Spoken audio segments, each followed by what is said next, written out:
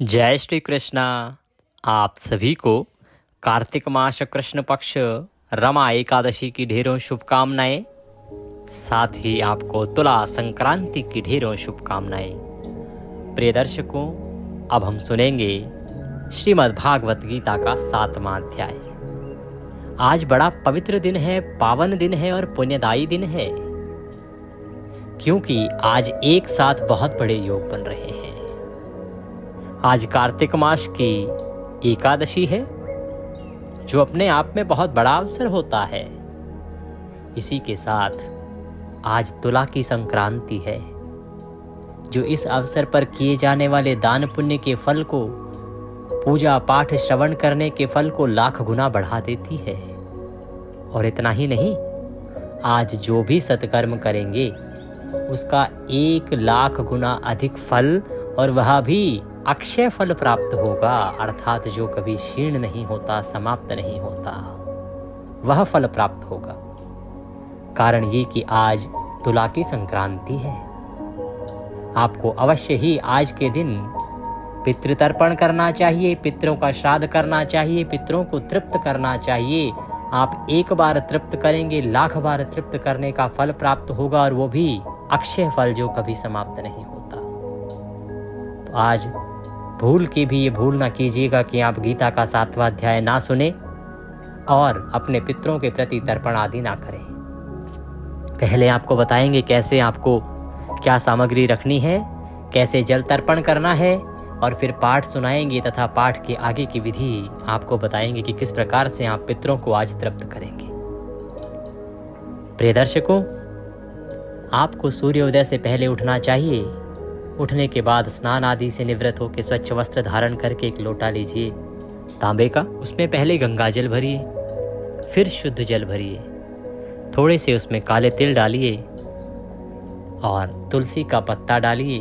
कुशा यदि हो तो कुशा डालिए, यदि सफ़ेद पुष्प और सफ़ेद चंदन है तो वह भी डाल सकते हैं। तदुपरांत लोटे को सामने रखिए और दक्षिण दिशा की ओर मुख करके आसन लगा के बैठ जाइए। अब हम गीता के 7वें अध्याय का पाठ आरंभ करेंगे। गीता के 7वें अध्याय का श्रवण कीजिए और सुनने के बाद उसका पुण्य अपने पितरों को अर्पित कीजिए। पितरों को पुण्य अर्पित करेंगे और जो जल है इससे पितरों का तर्पण कीजिए। कैसे तर्पण करना है, कैसे यह पुण्य पितरों को अर्पित करना है, ये पाठ के बाद बताएंगे, क्योंकि ये पाठ के बाद की प्रक्रिया है। बस इतना जान लीजिए कि शास्त्र कहते हैं, जो मनुष्य गीता के 7वें अध्याय का श्रवण करता है या पठन करता है और उसके पुण्य को अपने पितरों को अर्पित करता है, उसके पितृ चाहे कहीं घोर नरक में ही क्यों ना हो, वहाँ भी उन्हें तृप्ति प्राप्त होती है। इसीलिए यह गीता का 7वां अध्याय आज आपके पितरों की तृप्ति और कल्याण के लिए सर्वोत्तम उपाय है। पाठ आरंभ करते हैं। आपसे निवेदन है कि यह श्रीमद् भागवत गीता के पावन पुनीत 7वें अध्याय का वीडियो है, तो कृपया वीडियो को एक बार लाइक अवश्य कर दीजिएगा। अपने पितरों की तृप्ति के लिए, मुक्ति के लिए कमेंट बॉक्स में अवश्य लिखिएगा, जय श्री कृष्ण, जय पितृदेव। भगवान वासुदेव कृष्ण की कृपा से आपके पितरों को गोलोक धाम प्राप्त होगा और उनका कल्याण होगा, और पितरों की प्रसन्नता से आपका कल्याण होगा।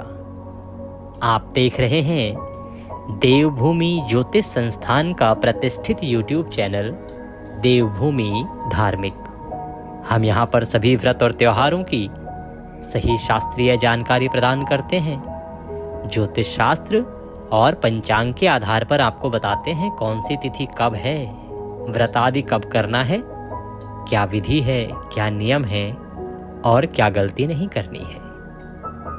यदि आप सभी व्रत और त्योहारों की सही शास्त्रीय जानकारी प्राप्त करते रहना चाहते हैं तो कृपया चैनल को सब्सक्राइब कीजिए और बेल आइकन को प्रेस कीजिए। आइए भगवान वासुदेव के चरणों में मन को लगाइए।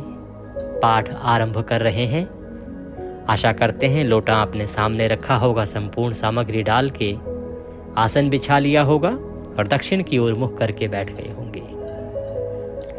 अथ श्रीमद्भागवत गीता सप्तमो अध्याय प्रारंभ। बोलिए वासुदेव कृष्ण भगवान की जय।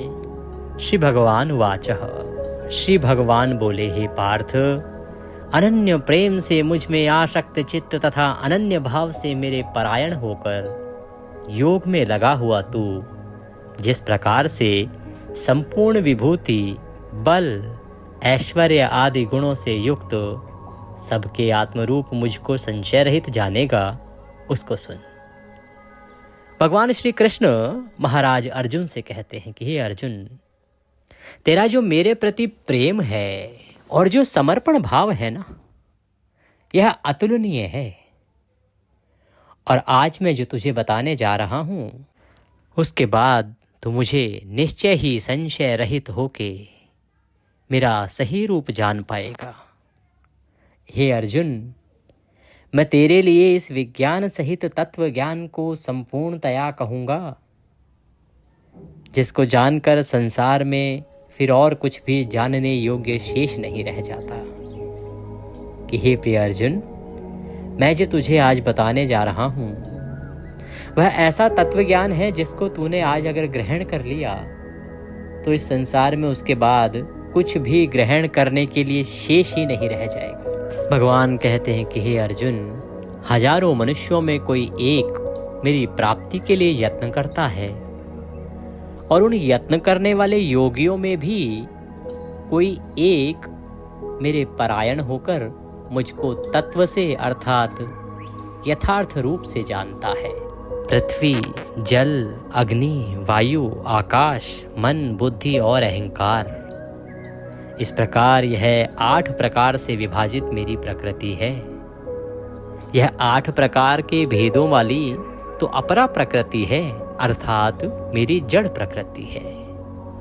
और हे महाबाहु, इससे दूसरी को जिससे यह संपूर्ण जगत धारण किया जाता है, मेरी जीव रूपा परा अर्थात चेतन प्रकृति जान। कि हे अर्जुन, ये जो सृष्टि है ना, ये इन 2 प्रकार की प्रकृतियों से ही उत्पन्न हुई है और 2 प्रकार की मेरी प्रकृति है, एक जड़ और एक चेतन। तो ऐसा समझ कि संपूर्ण भूत इन दोनों प्रकृतियों से ही उत्पन्न होने वाले हैं। कि हे अर्जुन, इस सृष्टि में जितने भी जीव हैं, उन सभी जीवों का कारण केवल ये 2 प्रकृतियां ही हैं। इन्हीं से सभी जीव उत्पन्न होने वाले हैं और मैं संपूर्ण जगत का प्रलय हूँ, प्रभव हूँ, अर्थात संपूर्ण जगत का मूल कारण हूँ। भगवान कहते हैं कि सभी जीव इन 2 प्रकृतियों से उत्पन्न हुए हैं और मैं इस जगत का प्रभव, प्रारंभ करता तथा प्रलय करता हूँ। और मैं ही हूँ जिसके कारण यह सृष्टि है। मैं ही इसका मूल कारण हूँ।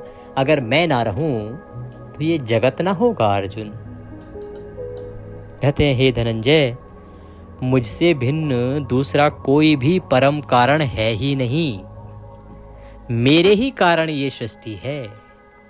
ये संपूर्ण जगत सूत्र में, सूत्र के मणियों के सदृश मुझ में गुथा हुआ है।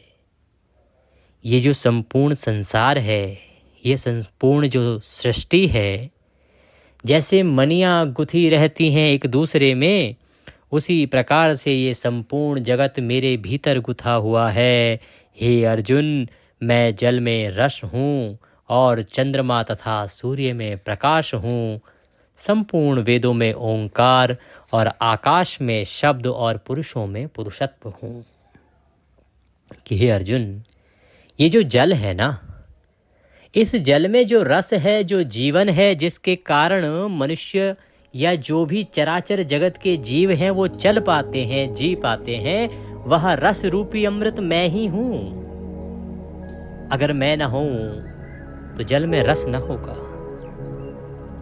इस चंद्रमा में और सूर्य में जो चमक है, ये जो प्रकाश देते हैं, सूर्य तथा चंद्रमा का प्रकाश मैं ही हूँ। और मेरे ही होने के कारण इनमें प्रकाश है। संपूर्ण वेदों में जिस ओंकार की बात सुनते हो, वह ओंकार भी कोई और नहीं है, वह ओंकार भी मैं ही हूं। आकाश में शब्द हूं और पुरुषों में पुरुषत्व हूं। आकाश में जो शब्द गुंजायमान होते हैं, जितने भी शब्द बने हैं, वह मेरे ही कारण हैं। और पुरुषों में जो पुरुषत्व होता है, वह पुरुषत्व भी मेरे ही कारण होता है। मैं पृथ्वी में पवित्र गंध और अग्नि में तेज हूँ तथा संपूर्ण भूतों में उनका जीवन हूँ और तपस्वियों में तप हूँ। हे अर्जुन, ये जो पृथ्वी है, इसमें जो भीनी भीनी सी खुशबू आती है, यह कोई और नहीं, भगवान वासुदेव के कारण ही आती है। और अग्नि में जो तेज है ना प्रिय दर्शकों, भगवान कहते हैं कि अग्नि में जो तेज है, जो तेज जलाता है, वह तेज भी नारायण ही हैं, वासुदेव ही हैं। तथा संपूर्ण भूतों में उनका जीवन, अर्थात इस जगत में, इस चराचर जगत में जितने भी जीव हैं, उनके अंदर जो जीवन रूपी जीव चल रहा है, वह कोई और नहीं है, वह भगवान वासुदेव ही हैं। उन्हीं के कारण उनका जीवन है। और तपस्वियों में जो तप होता है, वह भी वासुदेव के कारण ही है। भगवान आगे कहते हैं, हे अर्जुन, तू संपूर्ण भूतों का सनातन बीज मुझको ही जान कि इस चराचर जगत में जितने भी प्राणी मात्र हैं, जीव हैं, जंतु हैं, उन सब का सनातन बीज अर्थात जिससे वो पैदा हुए हैं, प्रकट हुए हैं, या जिनके कारण उनका जन्म हुआ है, उन सभी भूतों का सनातन बीज भगवान वासुदेव ही हैं। वासुदेव के कारण ही उनका जीवन संपन्न हो पाया है, वो जीवन पा पाए हैं और वो इस त्रिलोकी में कहीं या इस जगत में कहीं आ पाए हैं। भगवान आगे कहते हैं कि मैं बुद्धिमानों की बुद्धि और तेजस्वियों का तेज हूँ। जो बुद्धिमान लोगों में कुशाग्र बुद्धि होती है, वह भी वासुदेव के कारण ही हैं और वासुदेव ही हैं। तथा तेजस्वियों में जो तेज होता है, वह तेज भी कोई और नहीं, स्वयं परमेश्वर वासुदेव ही है। आगे कहते हैं कि हे भरत श्रेष्ठ, मैं बलवानों का आसक्ति और कामनाओं से रहित बल अर्थात सामर्थ्य हूँ। कि जो बलवान लोग होते हैं, उनमें कामनाओं से रहित बल होता है, अर्थात वो किसी कामना की पूर्ति के लिए बलवान नहीं बनते हैं। तो कामनाओं से रहित जो बल है, जो सामर्थ्य है, वो भगवान वासुदेव के कारण ही है। और सब भूतों में अर्थात सभी जीवों में, सभी प्राणियों में धर्म के अनुकूल अर्थात शास्त्र के अनुकूल जो काम है, वो भी वासुदेव ही है। और भी जो सत्वगुण से उत्पन्न होने वाले भाव हैं और जो रजोगुण से तथा तमोगुण से होने वाले भाव हैं, उन सबको तू मुझसे ही होने वाले हैं ऐसा जान। परंतु वास्तव में उनमें मैं और वे मुझ में नहीं हैं। कि हे अर्जुन, ये जो तीन गुण है ना, सत्वगुण, तमोगुण और रजोगुण, इनसे जो होने वाले भाव हैं, उन सबको तू मुझसे होने वाले हैं ऐसा समझ। परंतु वास्तविकता ये है कि ना तो वो तीनों भाव मेरे भीतर हैं और ना ही उन भावों के भीतर मैं समाहित हूँ। गुणों के कार्य रूप सात्विक, राजस और तामस, इन तीनों प्रकार के भावों से ये सारा संसार, प्राणी समुदाय मोहित हो रहा है। कि ये जो सारा संसार है ना, ये इन तीन गुणों से पूरी तरह से मोहित हुआ पड़ा है। कौन कौन से? सत्य, रज, तम, ये तीन गुण हैं। इनमें से कोई ना कोई, एक ना एक, किसी ना किसी पुरुष के अंदर अवश्य मिल जाता है और इन्हीं के द्वारा प्राणी समुदाय घिरा रहता है। इसीलिए इन तीनों गुणों से परे मुझ अविनाशी को नहीं जानता, और इन गुणों में घुसे रहने के कारण ही मनुष्य परमेश्वर वासुदेव को नहीं पहचान पाता। क्यों? भगवान कहते हैं क्योंकि यह अलौकिक अर्थात अति अद्भुत त्रिगुणमयी मेरी माया बड़ी दुस्तर है।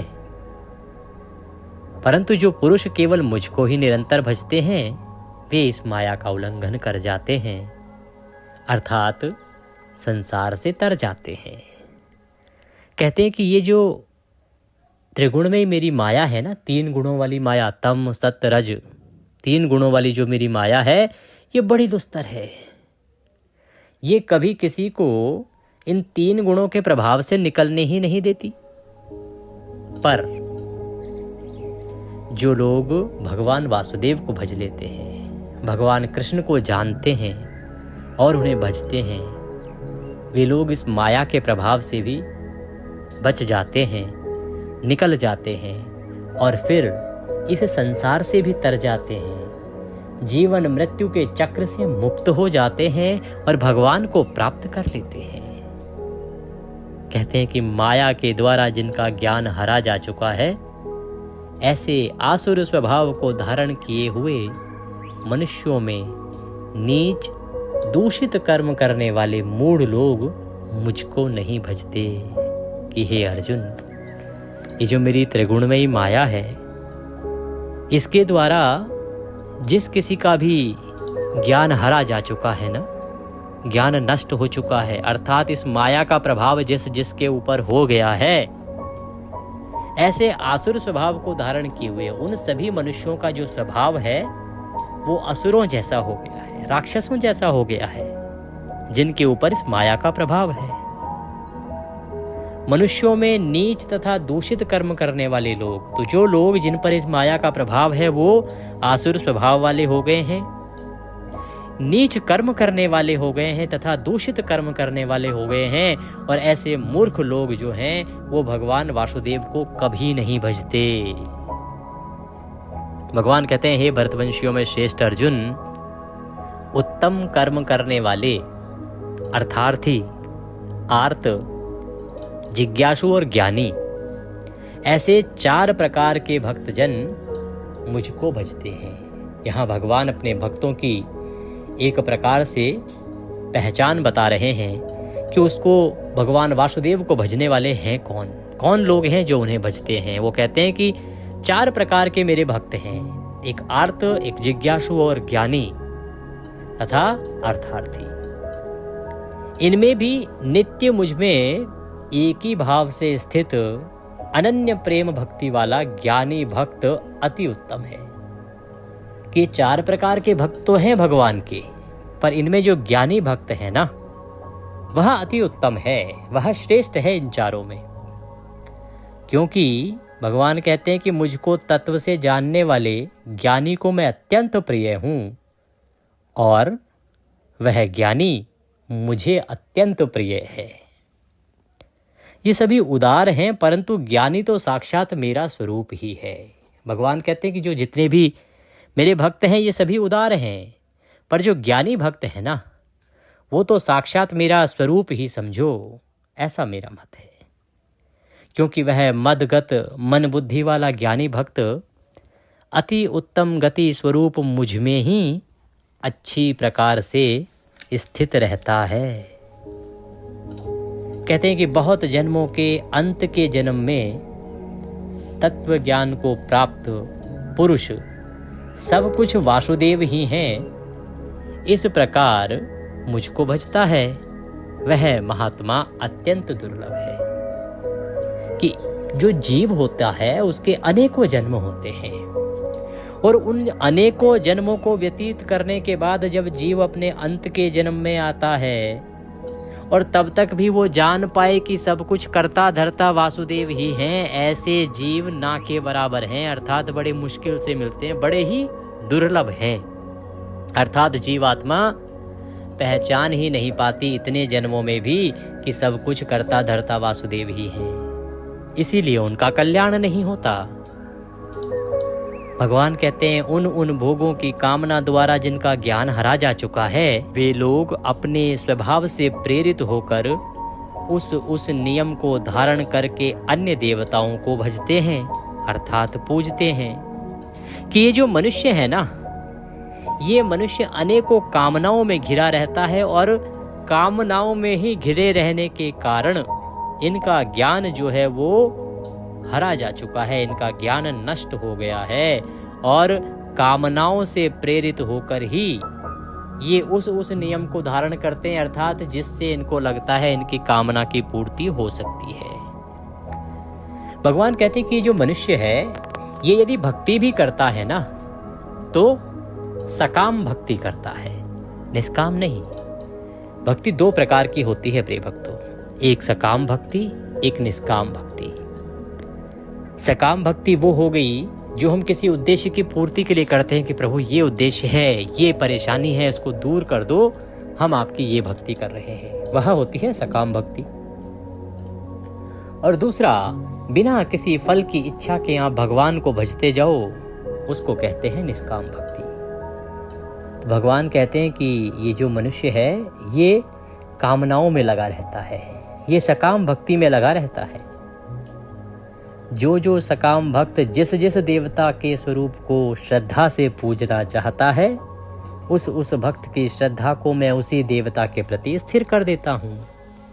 कहते हैं कि जो भक्त सकाम भक्ति करते हैं और जिस स्वरूप को पूजते हैं, उनको लगता है कि ये स्वरूप मेरी इस इच्छा को पूरा करेगा, ये देवता मेरी इस इच्छा को पूरा करेगा, ये देवता इस इच्छा को पूरा करेगा, और इसीलिए वो उन देवताओं को पूजते रहते हैं।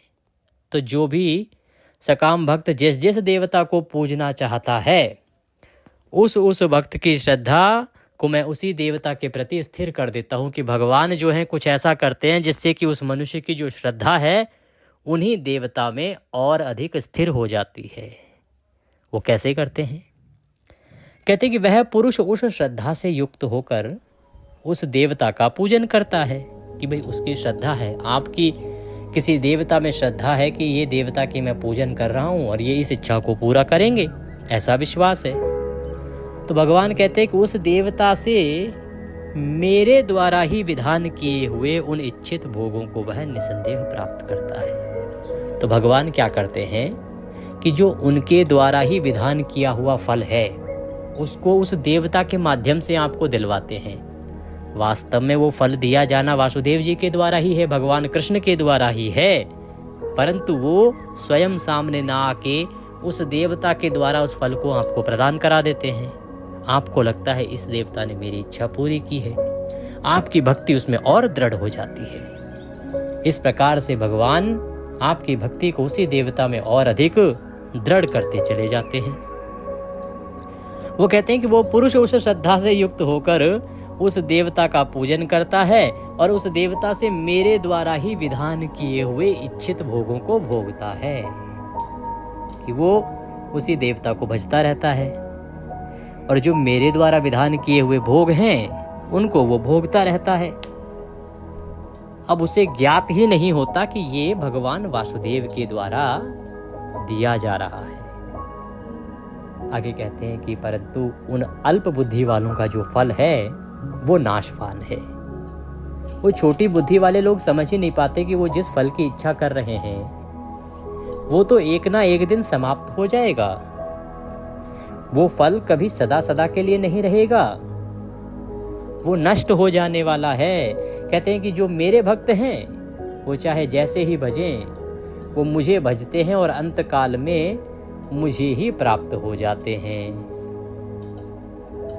बुद्धिहीन पुरुष मेरे अनुत्तम अविनाशी परम भाव को न जानते हुए मन इंद्रियों से परे मुझ सच्चिदानंदन घन परमात्मा को मनुष्य की भांति जन्म कर व्यक्ति भाव को प्राप्त हुआ मानते हैं।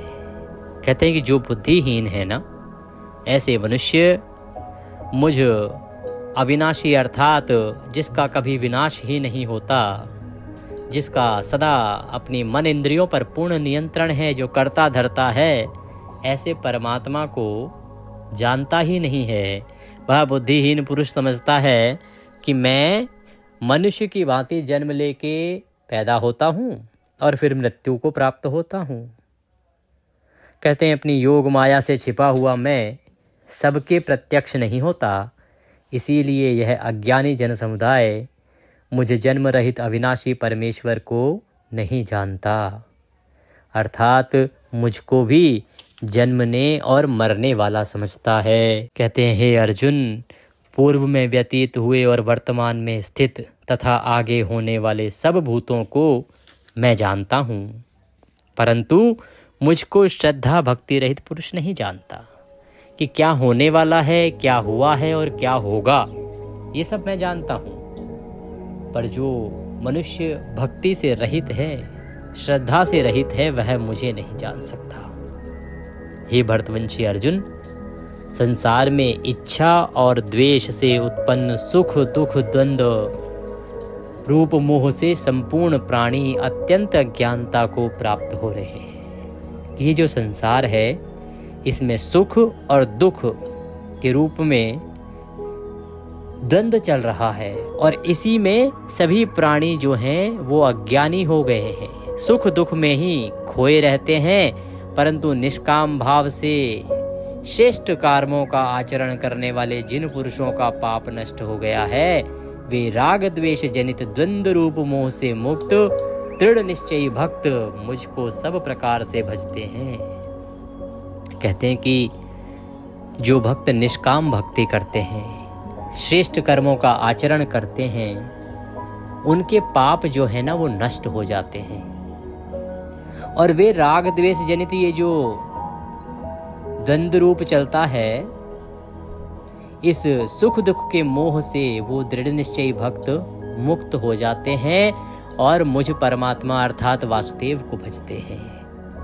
कहते हैं जो मेरे शरण होकर जरा और मरण से छूटने के लिए यत्न करता है, वे पुरुष उस ब्रह्म को, संपूर्ण आध्यात्म को, संपूर्ण कर्म को जानते हैं कि जो भी कोई जन्म मरण से छूटने के लिए भगवान वासुदेव का पूजन करता है, वो संपूर्ण कर्मों को और अध्यात्म को समझता है।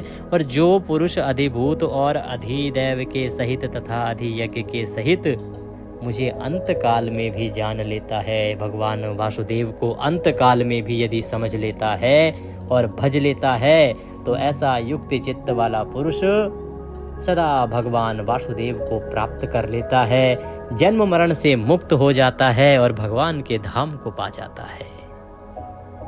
ओम तत्सदिति श्रीमद्भागवत गीता सुपनिषत्सु ब्रह्म विद्यायाम योग शास्त्रे श्री कृष्ण अर्जुन संवादे ज्ञान विज्ञान योगो नाम सप्तमो अध्याय संपूर्णः। बोले कृष्ण भगवान की जय।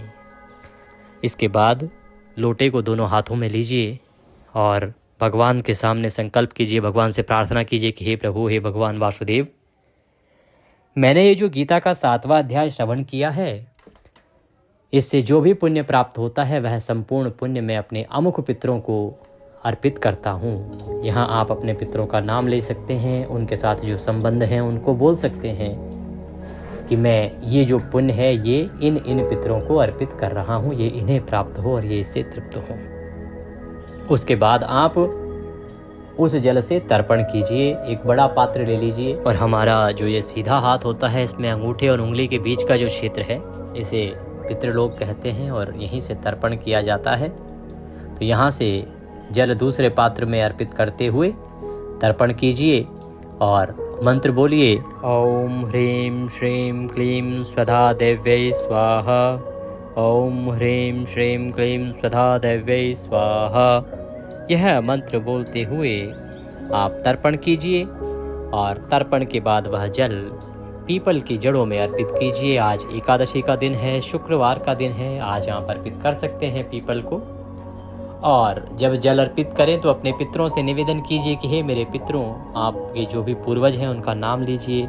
संबंध अगर कोई बोलना चाहे वह बोल सकते हैं, या बोलिए कि मेरे सभी पितृ, क्योंकि कई बार क्या होता है, कुछ ऐसे पितृ भी होते हैं जो आपसे तृप्ति की कामना करते हैं, जल की इच्छा रखते हैं और आपको ज्ञात नहीं होता है। इसीलिए सर्वे पितरा अगर बोलेंगे कि मेरे सभी पितरों को मैं यह जल अर्पित कर रहा हूँ, यह तर्पण पुण्य अर्पित कर रहा हूँ, तो इससे आपके जो भी पितृ होंगे जिनको इस तृप्ति की आवश्यकता होगी, उन्हें यह पुण्य प्राप्त होगा। और वो तृप्त होकर आपको आशीर्वाद प्रदान करेंगे। जो कुतुब काल का समय है वो लगभग 11:30 से 12:15 के बीच में भारतवर्ष में होता है। इसमें अगर करते हैं तो अधिक कल्याणकारी होता है, अन्यथा आप सुबह से और दोपहर के 2:30-3 बजे तक कर सकते हैं। के साथ संभव है तो ब्राह्मण को भोजन कराइए, दान दक्षिणा आदि देके विदा कीजिए। आज जो भी आप ब्राह्मण के निमित्त देते हैं उसका पुण्य फल बहुत अधिक होता है। यदि आप पाठ के निमित्त कोई भी दक्षिणा आदि हमें भेजना चाहते हैं तो आपकी स्क्रीन पर नंबर आ रहा है, उस पर भेज सकते हैं, या जो QR कोड उसके साथ में आ रहा है उसको स्कैन करके भी भेज सकते हैं। कुछ पूछना चाहते हैं, कहना चाहते हैं तो कमेंट बॉक्स में लिख के पूछ सकते हैं, कह सकते हैं। कुंडली आदि यदि कुछ भी बनवाना चाहते हैं या किसी की कुंडली दिखवाना चाहते हैं, जन्म पत्रिका आदि अगर बनवाना चाहते हैं तो भी नंबर पर संपर्क कर सकते हैं। सभी सुविधाएं आपके लिए प्रदान की जाएंगी। भगवान सब पर कृपा करें। हरे कृष्ण।